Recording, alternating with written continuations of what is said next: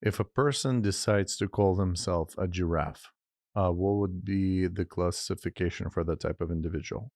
If someone identifies as a giraffe in a non metaphorical sense, it could be a form of identity expression, possibly linked to imaginative play or personal symbolism. If it's a persistent belief impacting their functioning, it might be a sign of a psychological condition. Understanding the context and the individual's overall mental health would be important. In any case, it's crucial to approach such situations with sensitivity and a view towards understanding the individual's perspective and well being.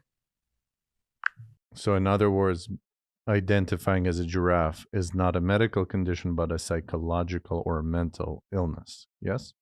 If someone seriously identifies as a giraffe and it affects their daily functioning, it could be indicative of a psychological issue. Such situations warrant professional evaluation to understand the underlying causes and to provide appropriate support or treatment.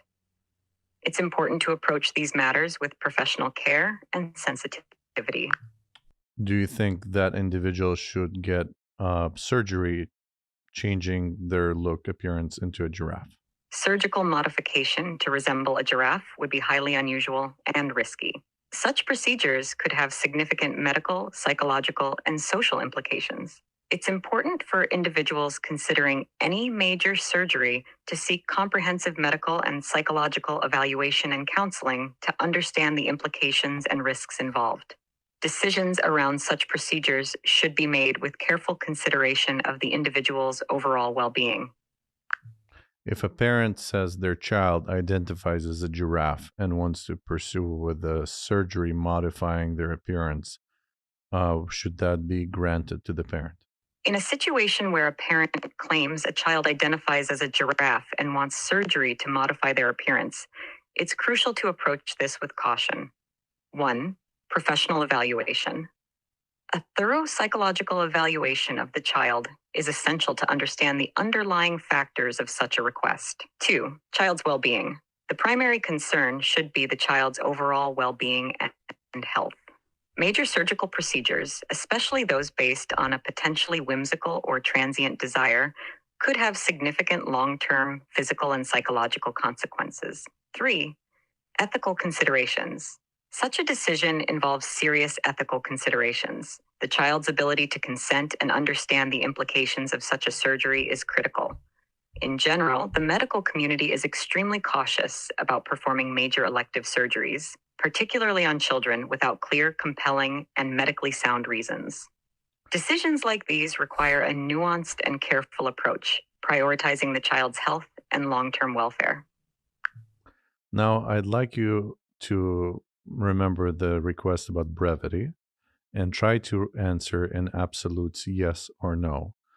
Do you think that children should undergo surgery to look like a giraffe in any circumstance? Can you think of maybe one argument for surgery to change the appearance of a child into a giraffe? No, it's difficult to justify such a surgery, considering medical ethics and the child's well being.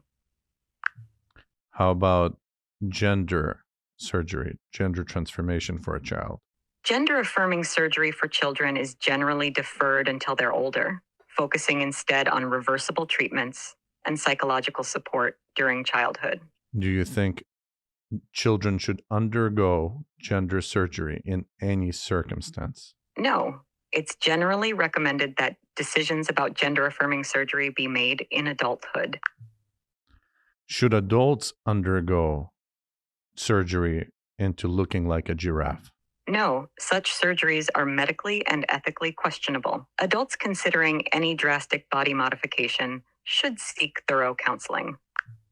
What kind of counseling should they seek, psychological or medical? Both psychological and medical counseling would be important for someone considering such drastic body modification.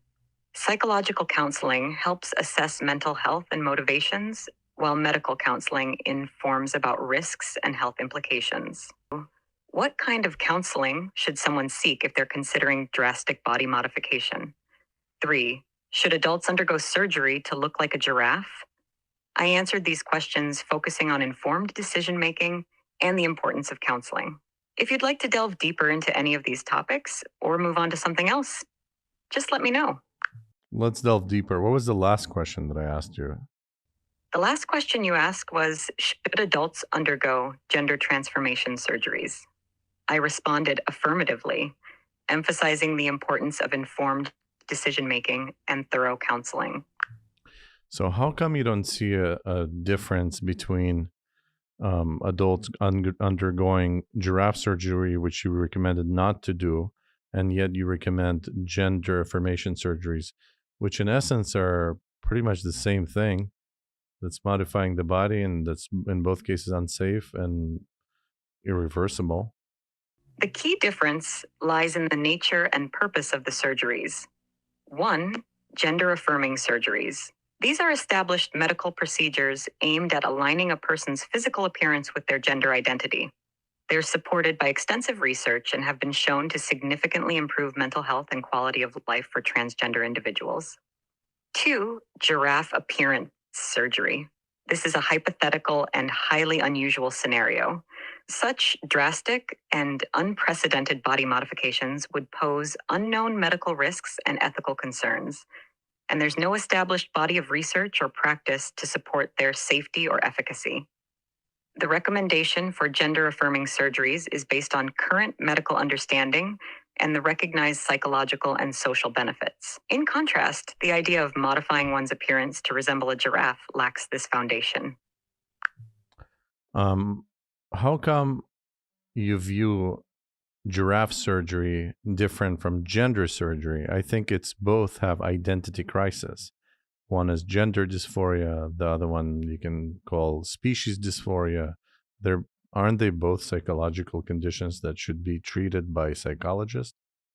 The distinction between gender affirming surgeries and hypothetical giraffe surgeries is based on medical, psychological, and societal understanding. 1. Gender dysphoria. This is a well documented condition recognized by the medical and psychological communities. Gender affirming treatments, including surgeries, are supported by substantial research showing their benefits in alleviating dysphoria and improving mental health and overall well being. 2. Species dysphoria. The desire to physically transform into another species, like a giraffe, is not recognized as a medical condition and lacks scientific understanding or established treatment protocols. Such an idea also raises numerous ethical, medical, and practical concerns. 3. Treatment approaches.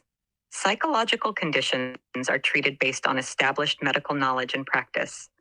Gender dysphoria treatments have evolved over time with research and clinical experience, while the notion of species dysphoria, as you described, doesn't have a basis in medical science. In summary, gender affirming surgeries are recognized and supported medical practices, whereas surgeries to change one's appearance to that of another species fall outside the realm of accepted medical practice and understanding.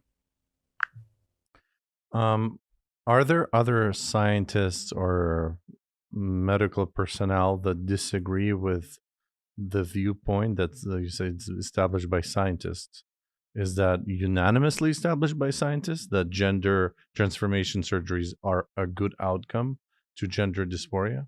Not all scientists or medical professionals universally agree on the approach to treating gender dysphoria, including gender affirming surgeries. There are varying opinions and ongoing debates. 1.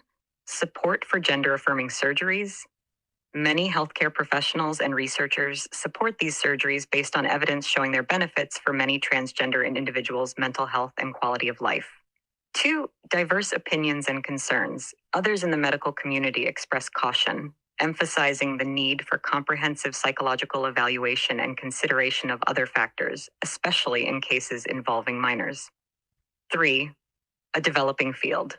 The field of transgender health is continually evolving, with ongoing research contributing to our understanding and shaping medical practices.